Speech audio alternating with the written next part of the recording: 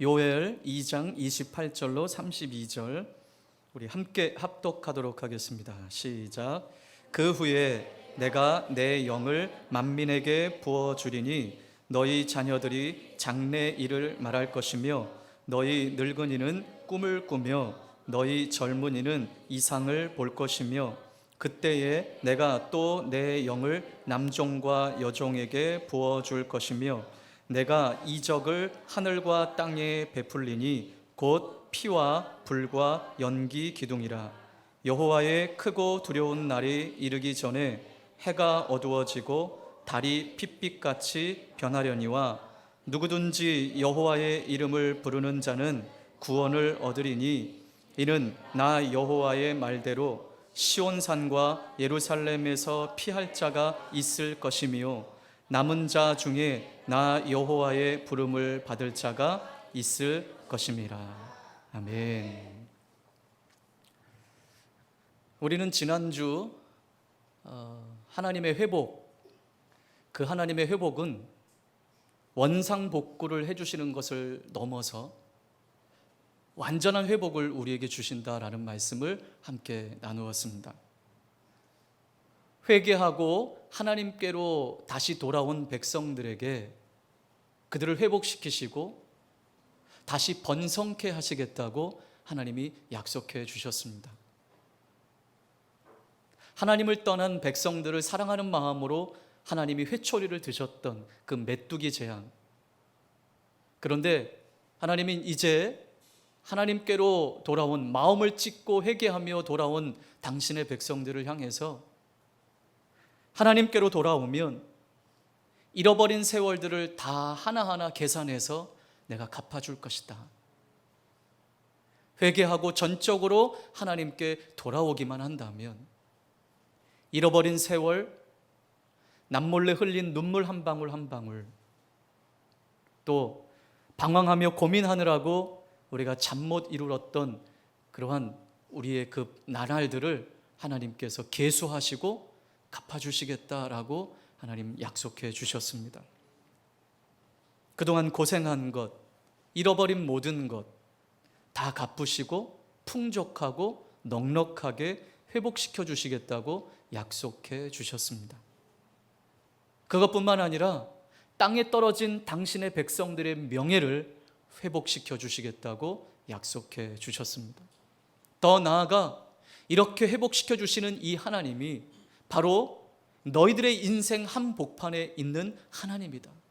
내가 하나님임을 너희가 알게 될 것이라고 하나님 약속해 주셨습니다. 우리를 완벽하게 회복시켜 주시고 우리의 인생의 한복판에 삶의 현장 가운데 함께 하시는 이 하나님, 이 하나님이 우리가 믿는 나의 하나님이십니다. 나의 아버지이십니다. 근데 여러분, 이 은혜만으로도 여러분 우리는 몸둘 바를 둘지 못할 정도로 우리는 감사해야만 하겠죠. 하나님이 우리를 회복시키시고 원상복귀를 넘어서 완전하게 그것보다 더한 것으로 우리의 명예를 회복시키시고 풍성하게 채우시는 이 은혜만으로도 여러분 몸둘 바를 모르겠어요. 너무 감사해서요. 그런데 오늘 본문을 보면 지금까지의 은혜보다 더 큰 은혜와 더 큰 선물을 주시겠다고 약속하고 계십니다. 자, 28절은 어떻게 시작하고 있습니까? 그 후에 라는 말씀이에요. 여러분, 이 말씀은 지금까지는 시작일 뿐이다 라는 거예요. 하나님이 우리를 회복시켜 주시겠다라고 하는 약속은 시작일 뿐이라는 거예요. 앞서 말씀해 주시고 약속해 주신 회복은 시작일 뿐이라는 거예요. 자, 그렇다면 더 큰 것이 우리를 기다리고 있다는 의미죠. 전적으로 회개하고 하나님께로 돌아온 후에는 더 큰 은혜와 더 큰 선물이 우리에게 기다리고 있다는 말씀이에요. 앞서 하나님께서는 이스라엘 백성들에게 마음을 찢고 회개하고 돌아오면 이와 같은 회복이 있을 거라고 하나님 말씀하셨죠. 여러분, 그 회복들 하나하나를 다 따지고 보면 우리의 삶의 회복, 그냥 외적으로 보이는 삶의 회복입니다. 먹는 것, 우리의 삶의 터전. 그런데 오늘 하나님이 우리에게 약속하시는 축복은 이스라엘이 누리게 될 영적인 복에 대해서 말씀하고 있어요. 자, 육적인 복, 육적인 회복, 우리의 삶의 회복을 말씀하신 하나님이 회개하고 하나님께로 돌아온 당신의 백성들에게는 더 큰 은혜를 주시겠다고 오늘 약속하고 있는 것입니다. 그것이 무슨 복이라고요? 영적인 복을 말씀하고 있어요. 여러분, 이 균형이 잘 갖추어져 있어야 될 줄 믿습니다. 우리의 삶은 너무 잘 살아요. 부족한 것이 없어요. 그런데 영적으로 하나님을 찾지 않는다면, 그런데 영적으로 하나님의 은혜를 누리고 있는데 우리 이 땅에서의 삶이 곤고하다면 우리의 마음이 힘들고 어렵겠죠. 우리의 삶 속에 육적인 복과 영적인 복의 균형적인 삶이 되기를 주님의 이름으로 축복합니다. 죄로 인해 심판을 받았던 당신의 백성들이 삶의 터전을 회복하고 필요한 것을 부족함 없이 누리는 것만으로도 놀라운 은혜라고 아까 이야기했어요. 놀라운 은혜고 놀라운 복이에요. 그런데 하나님은 영적인 회복을 통해서 전인적인 회복을 주시겠다고 약속하시는 거예요. 여러분, 이게 완전한 회복이에요. 육적인 회복만 있고 영적인 회복이 없다? 이거 아니죠. 하나님은 이스라엘의 외적인 회복에만 그치는 것이 아니라 하나님이 바라보시는 회복은 여기까지인 거예요. 하나님이 바라보시는 회복은 영적인 회복까지 주어지는 것입니다. 여러분, 오늘 우리에게 이 은혜가 있길 바랍니다. 육적인 회복과 영적인 회복. 자, 그렇다면 하나님께서 앞선 것들은 이건 아무것도 아니다라고 말씀하시면서 앞으로의 올 그 은혜가 더 큰 은혜라고 말씀하시는 이 말씀 속에, 그렇다면 하나님께서 주시는 더 큰 은혜와 하나님께서 주시는 더 큰 축복이 무엇인가? 자, 우리 28절, 29절 함께 읽겠습니다. 시작.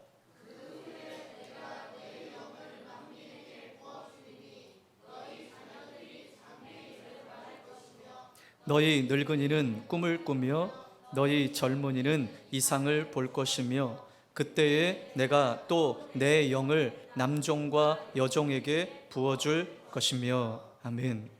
자, 하나님께서 주시겠다라고 하는 더 큰 은혜와 더 큰 축복이 뭔 것 같아요? 하나님의 영, 성령 아니겠습니까? 여러분, 이 구약시대의 그동안은요, 특별한 직분을 가지고 있는 자들, 특별한 사명을 가지고 있는 자들에게만 하나님의 영이 임재했습니다. 그것도 한시적으로 임했습니다. 이렇게 특별한 직분과 특별한 사명을 가지고 있는 자들에게 임했던 이 성령의 임재가 이제 어떻게 하시겠다라는 거예요? 모든 사람에게 보편적으로 하나님의 영이 임재하겠다. 자, 구약 시대의 선지자들에게 성령의 은혜가 임했습니다. 성령이 임해서 그들을 통해 하나님의 말씀을 선포하게 하셨습니다. 이게 선지자들이 하나님의 영을 받았다라고 하는 건 다른 것이 아니라 하나님의 말씀이 임했다라는 것이죠. 또 여러분, 나실인 들어보셨죠? 나실인, 이 나실은 다른 뜻이 아니라 하나님께 헌신된 자라는 의미예요. 하나님께 헌신된 자. 그래서 여러분, 이 나실인들에게는 특징이 있었어요. 삭도를 머리에 대지 못하게 했어요. 그러니까 한마디로 머리를 깎지 못하게 했어요. 그리고 포도주와 술을 마시지 못하게 했어요. 그리고 시체를 가까이 하지 못하도록 했어요. 부정한. 이렇게 구별됐어요. 삶이 구별됐어요. 말 그대로 그들은 하나님께 헌신된 자들이었습니다. 대표적으로 여러분, 사사기를 읽어보면 누가 나오죠? 사사들이 나와요. 사사들. 그래서 그 사사기를 읽어보면요, 여호와의 영이 누구누구에게 임하니라고 그랬어요. 여호와의 영이 기드온에게 임하니, 여호와의 영이 입다에게 임하니, 뭐 이렇게 사사들에게 임했다. 근데 대표적으로 여러분 사사하면 누가 생각납니까? 사사기 중에 삼손이 생각나죠. 여호와의 영이 삼손에게 강하게 임하니 그랬어요. 사사기에 보면 삼손에게 여호와의 영이 삼손에게 강하게 임하니라고 그랬어요. 예, 이렇게 나실인들 사사들에게 하나님의 영이 임했습니다. 근데 여러분, 삼손에게 그렇게 강하게 하나님의 영이 임했는데 하나님께 헌신된 나실인이었던 삼손이 그렇게 살았습니까? 못 살았습니까? 그렇게 살지를 못했어요.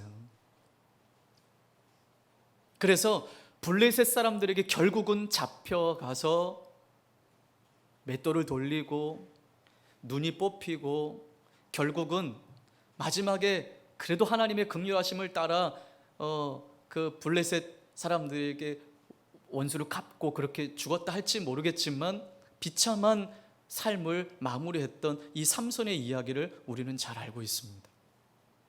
하나님의 영이 강하게 임했던 삼손에게, 성경은요 분명하게 말합니다. 하나님의 신이 떠났다고, 하나님의 영이 떠났다. 여러분, 이처럼 구약시대에 특별했던 사람들, 하나님의 사명을 받은 사람들에게만 하나님의 영이 임했습니다. 그러나 이제는 하나님께서 더 놀라운 약속을 우리에게 주고 계시는 것이죠. 특별한 사람들, 사명을 받은 사람들, 이러한 사람들에게만 예외적으로 하나님의 영이 임했지만 이제는 한 시대가 올 텐데 그때는 모든 부류의 사람들에게 하나님의 영을 부어줄 것이라고 약속하고 있는 말씀이죠. 여러분, 그 복된 시대가 바로 이 시대입니다. 오늘 우리가 살고 있는 이 시대입니다. 오늘 우리는 이 은혜를 받은 사람들이에요. 이 놀라운 은혜를 받은 사람들이에요. 특별한 사람들, 사명을 받은 사람들 뿐만 아니라 보편적으로 약속했던 이 성령의 은혜가 우리 각 사람 위에 임하게 되었습니다. 여러분, 오늘 이 요엘의 말씀은 그래서 사도행전에 똑같이 이 본문 말씀이 인용되었습니다. 사도행전에 이 요엘의 말씀이 인용됐다라고 하는 것은 하나님께서 요엘을 통해서 주신 이 예언의 말씀이 온전히 성취되었음을 보여주고 있는 것이죠. 자, 우리 사도행전 2장 17절 18절을 한번 읽어보겠습니다.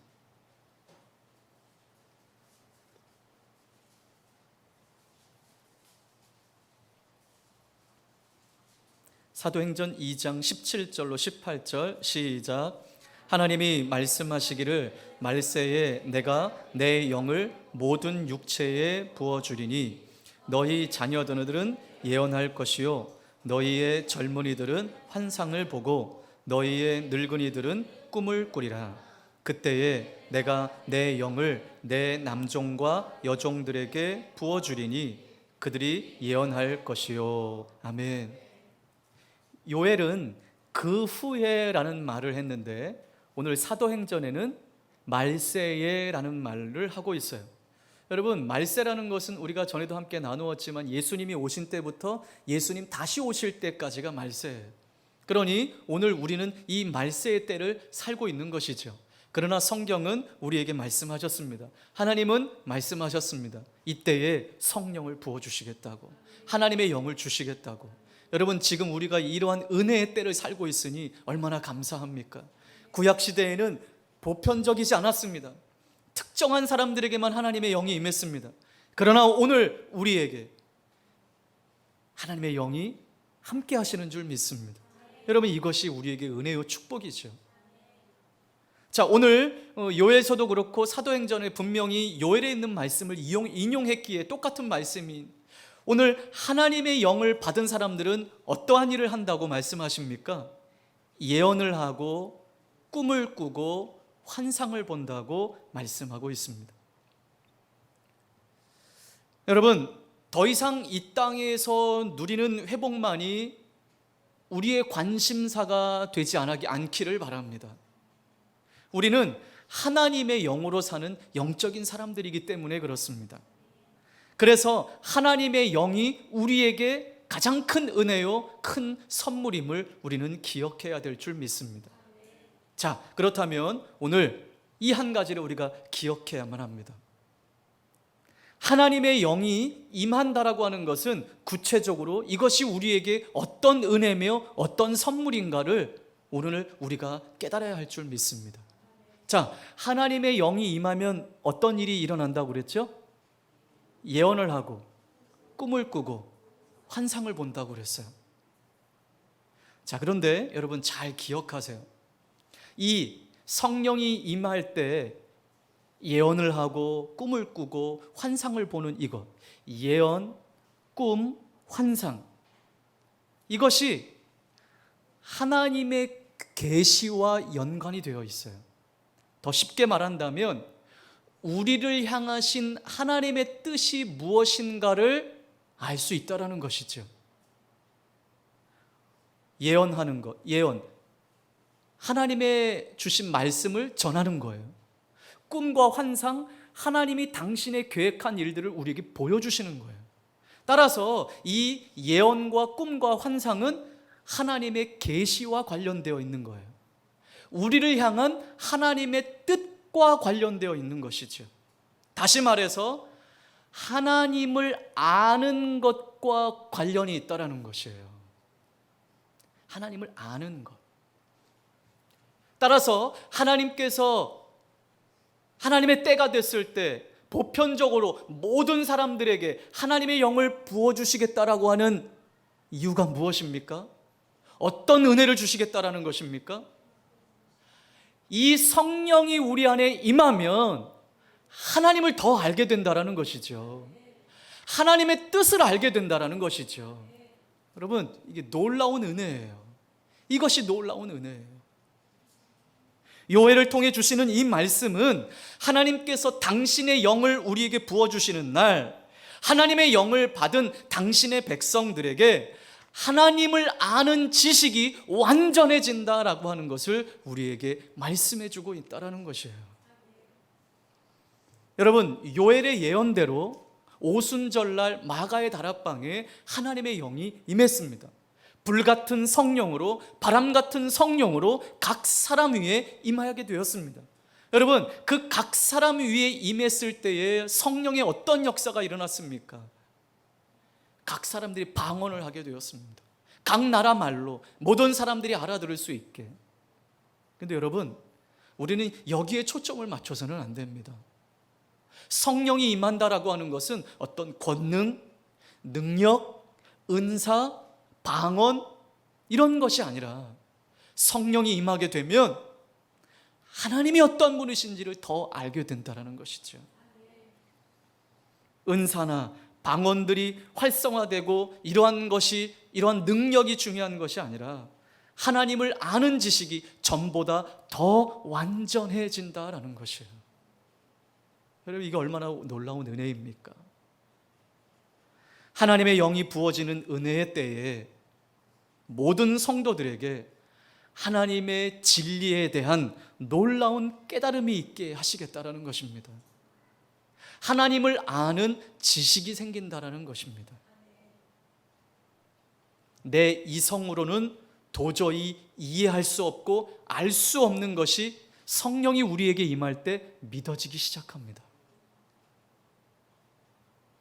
성령이 우리에게 임하면 나를 향한 하나님의 사랑을 깨닫게 됩니다.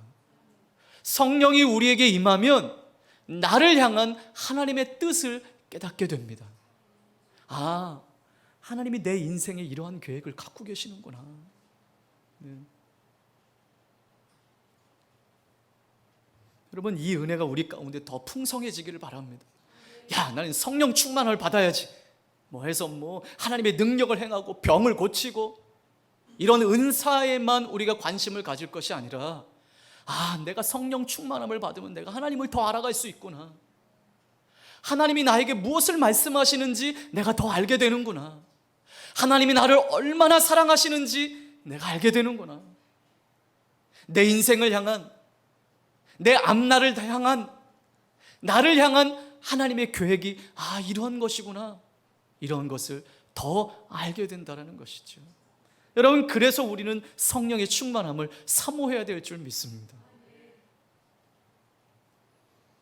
하나님의 말씀이 나에게 주시는 말씀으로 깨달아지고 있으십니까? 하나님의 말씀을 들을 때 꿀과 같은 하나님의 말씀으로 우리에게 들려지고 있습니까? 하나님이 이 말씀을 통해서 내게 이것을 깨닫게 하시는구나. 여러분, 깨닫고 계십니까? 그렇다면 성령님이 우리에게 오셔서 가장 중요한 일을 행하시는 그 성령의 역사를 오늘 우리는 경험하고 있는 것입니다. 그 능력을 경험하고 있는 것입니다. 성령님이 우리에게 오시면 진리의 영이신 그 성령님이 우리 안에 말씀을 깨닫게 하셔서 하나님의 뜻을 깨닫게 하시는 것입니다. 여러분, 이 성경의 저자가 바로 우리 하나님, 성령 하나님이십니다. 하나님의 감동하심으로 이 성경을 기록했습니다. 1600여 년이 넘는 동안 약 40명의 저자들이 이 성경을 기록했습니다. 한결같이 기록했습니다. 그런데 여러분, 놀랍지 않습니까? 창세기부터 요한계시록까지 저자들이 40명이나 되는 이 저자들이 성경을 기록했지만 이 성경의 주제는 한결같습니다. 왜냐?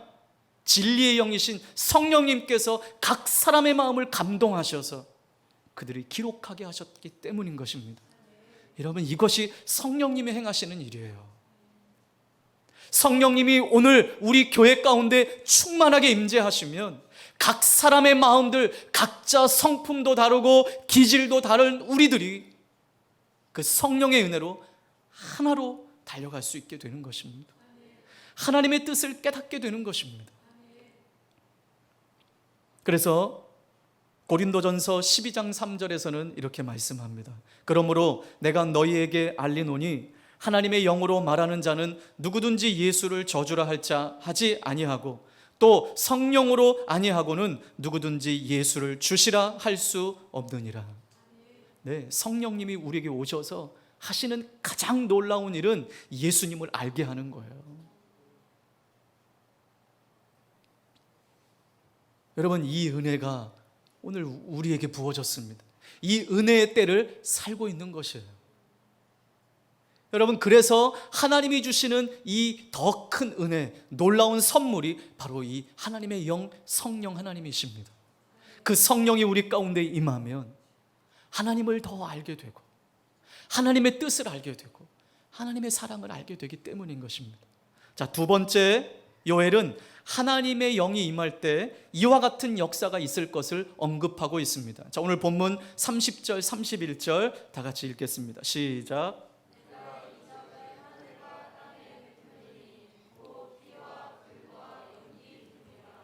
여호와의 크고 두려운 날이 이르기 전에 해가 어두워지고 달이 핏빛같이 변하려니와. 아멘. 자, 오늘 이 30절에 피와 불과 연기 기둥이 나와요. 근데 이 피와 불과 연기 기둥은 출애굽을 상징하는 대표적인 상징이에요. 하나님께서는 유월절 어린 양의 피를 통해서 당신의 백성을 구원해 내셨어요.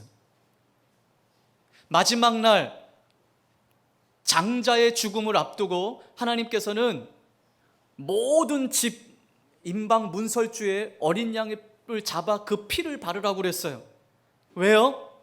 그 피를 보고 죽음의 영이 떠나갈 것이라고 말씀하셨습니다.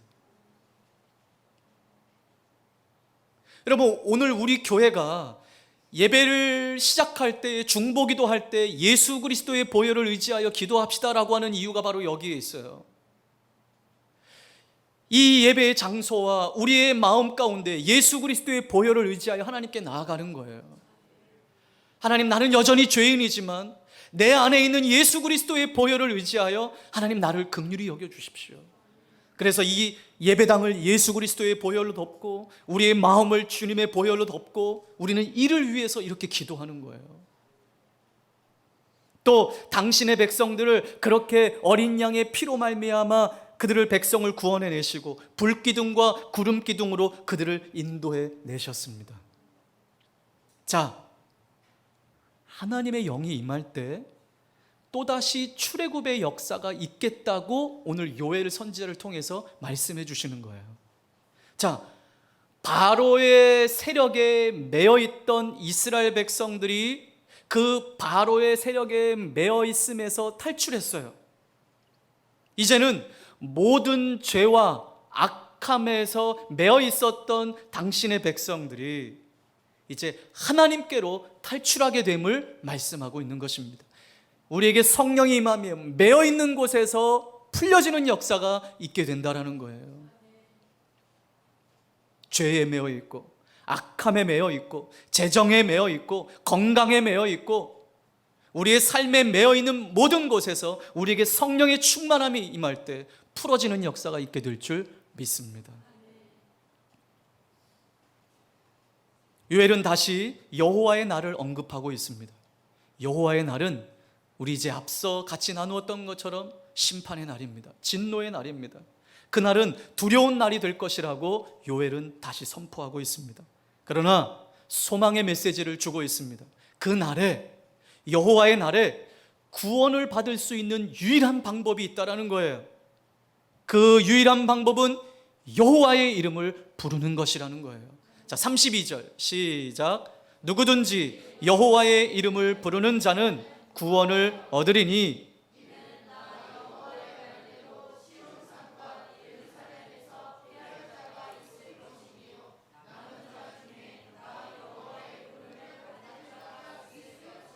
아멘. 하나님의 이름을 부르며 하나님을 의지하는 것 외에는 다른 구원의 길은 없습니다. 그렇습니다. 우리 삶의 유일한 소망은 하나님께 있습니다. 하나님께 돌아가는 것입니다. 우리의 유일한 소망은 하나님께 돌아가는 것입니다. 우리의 유일한 소망은 그 하나님의 이름을 부르는 것입니다. 그렇게만 한다면 여호와의 날이 심판의 날이 구원의 날이 될 것이라는 거예요. 완전한 회복과 더 큰 은혜와 선물인 하나님의 영이 우리에게 부어지게 될 것입니다. 여러분, 하나님의 영이 우리에게 임할 때 이것이 진정한 복이라고 오늘 말씀합니다. 그저 이 땅에서 누리는 육적인 복만이 복이 아니에요. 여러분, 1차원적인 복만 구하지 맙시다. 하나님, 이 땅에서 잘 되게 해주세요. 좋은 직장 가게 해주세요. 돈도 많이 벌게 해주세요. 우리 자녀들 축복받게 해주세요.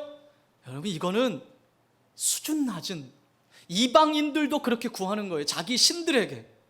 그러나 여러분, 우리가 구할 것은 더 큰 은혜를 구하십시오. 하나님의 더 큰 선물을 구하십시오.